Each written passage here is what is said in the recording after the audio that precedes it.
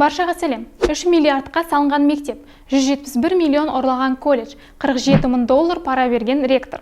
Соңғы уақытта орын алған білім саласындағы жемқорлық жайттарын қарастырып көрейік. Басталмас бұрын арнаға жазылып, қоңырауға басуларыңызды сұраймын. Қазақ тілді контентті дамытуға өз үлесіңізді қосыңыз. Кеттік.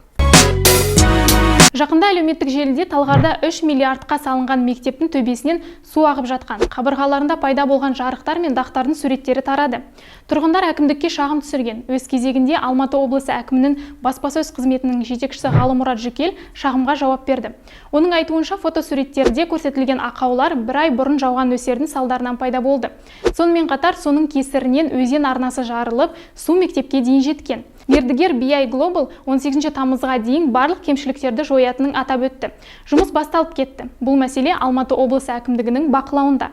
Бірақ тұрғындардың наразылығы тек жаңбыр салдарынан туған ақаулықтар емес.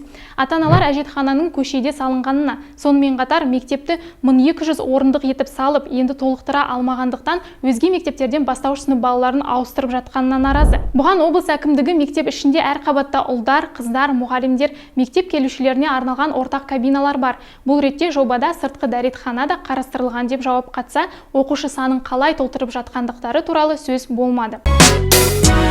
Бұл Талғар ауданында мектепке қатысты жалғыз жаңалық емес.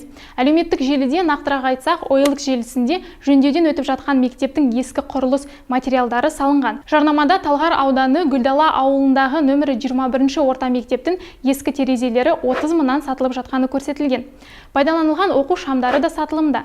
Әкімдік мектептің шынымен 2022 жылдың наурыз айынан бастап жөндеуден өтіп жатқанын растады. Мердігермен 1 миллиард 142 миллион теңгеге келісімшарт жасалған. Бүгінгі күні ғимаратты демонтаждау жұмыстары аяқталды. Құрылыс монтаж жұмыстары жүргізілуде. Жобада терезелер мен шамдарды ауыстыру сияқты жұмыстардың барлық түрі бар. Мердігердің айтуынша хабарландыруды жариялаған Бекзат есімді тұлға серіктестікте жұмыс істемейді. Сондықтан мердігерге ешқандай қатысы жоқ. Объектіге күн сайын жүздеген адам жұмыс іздеп келеді деп атап өтті Талғар аудандық білім бөлімі.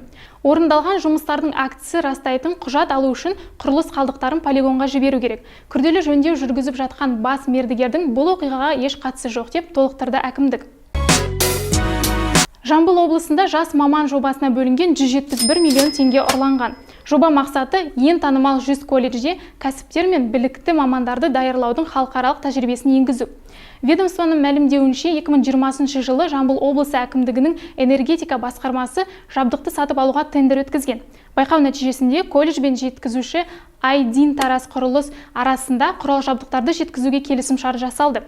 Алғашқы 2 лот бойынша 172 миллион 480 мың теңгеге құрал жабдықтар қабылданды. 3-ші лот бойынша жабдық талаптар мен техникалық шарттарға сәйкес келмеді. Бұл туралы Жамбыл облысы бойынша ішкі мемлекеттік аудит департаментіне колледж басшылығының өзі хабарлады.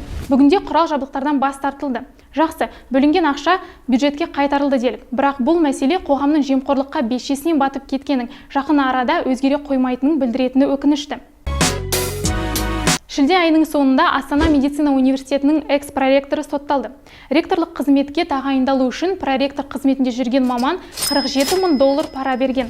Антикордың хабарлауынша Астана медициналық университетінің экс-проректоры Маржан Дәулетиярова жеке компаниялардың басшысы Гриценкодан электронды кітаптарды жеткізудегі жалпы қамқорлығы үшін 10 мың ақш доллары сомасында пара алғаны үшін, сондай-ақ Делдал Қапаров арқылы ректор лауазымына тағайындалу үшін 47 мың ақш доллары сомасында пара беруге әрекет жасағаны үшін кінәлі деп танылды.